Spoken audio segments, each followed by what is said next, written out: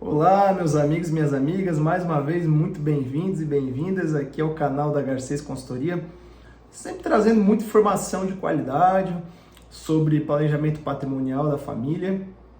E hoje eu quis trazer aqui, conversei com a equipe, a gente vem com um assunto um pouquinho mais sério.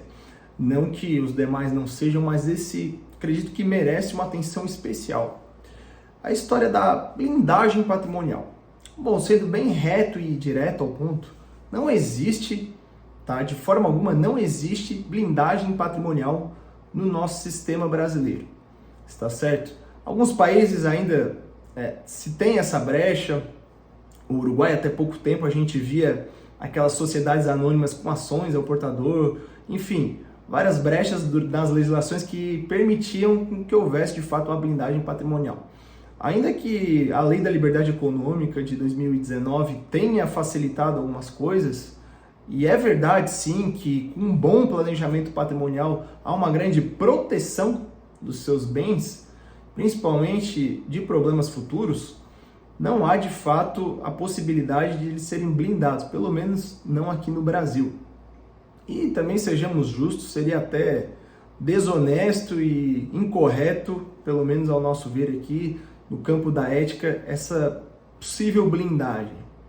O que acontece, muitas pessoas ainda têm esse conceito, é porque realmente o planejamento patrimonial da família, especialmente pelo sistema de holding familiar, quando bem elaborado, traz essa defesa desse patrimônio. Mas, indo ao campo prático, como por exemplo, se você tiver uma execução fiscal em curso, se você tiver uma execução de um título extrajudicial, por exemplo, uma cobrança em juízo de um cheque, uma nota promissória, uma duplicata em atraso, ou até mesmo se você tiver uma sentença que já transitou em julgado, aquela sentença que não há possibilidade de ser recorrida, a criar um sistema de planejamento patrimonial, você deve ter muito cuidado com fazer isso. Preste muita atenção, porque esse sistema pode ser totalmente desconstituído judicialmente, se alegando ou fraude a credores, ou fraude contra a execução. Inclusive, pode configurar até crime.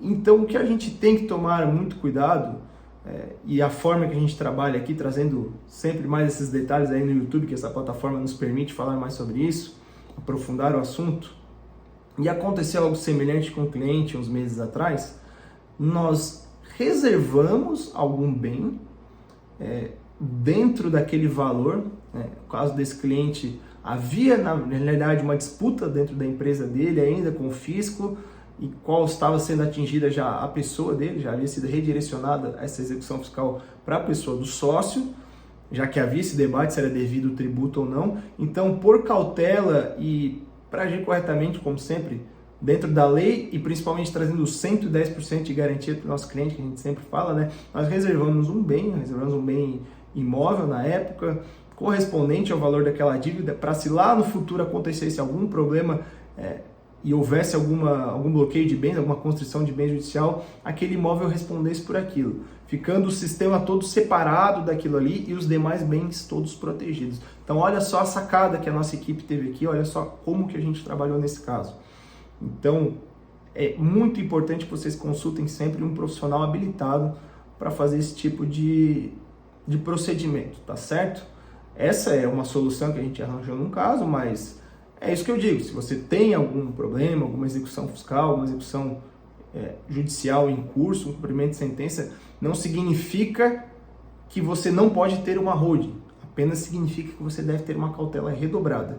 E lembrando sempre, o principal tópico desse vídeo aqui hoje, né, é que não existe a bendita blindagem patrimonial aí dentro do Brasil, como algumas pessoas vêm alegando aí, tá certo?